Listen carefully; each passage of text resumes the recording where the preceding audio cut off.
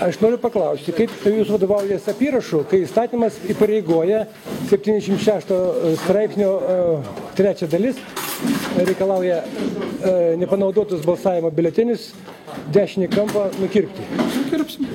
Nukirpsite, bet tai turi būti padaryta o toj pat po uždarius rinkimų apylinkę. Pagal tai, kadangi paštų biuleteniai dedami, dar balsų skaičiavimas nėra prasidėjęs. Reiškia, bus kerpami dar. Taip, kadangi dabar dar balsadėžės yra uždaryti. Bet jūs prieš tai prieštaravot, kad ne... Aš jums atnešiau, kadangi čia... Taip, čia dar nėra. Aš dar mes neperskaitėm. Tada susipažinsim, ačiū. Tai va, čia dar yra likučiai. Šaknelės vadinamas. Šiukštamis vadinamas.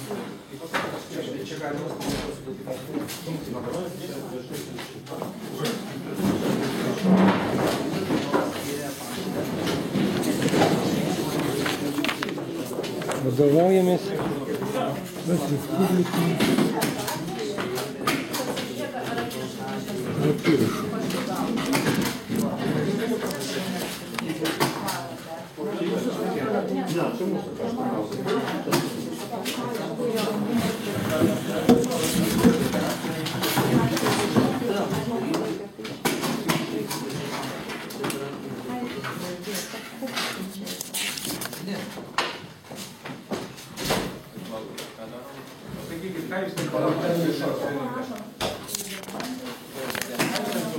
Apyrašą, kad galėtume studijuoti.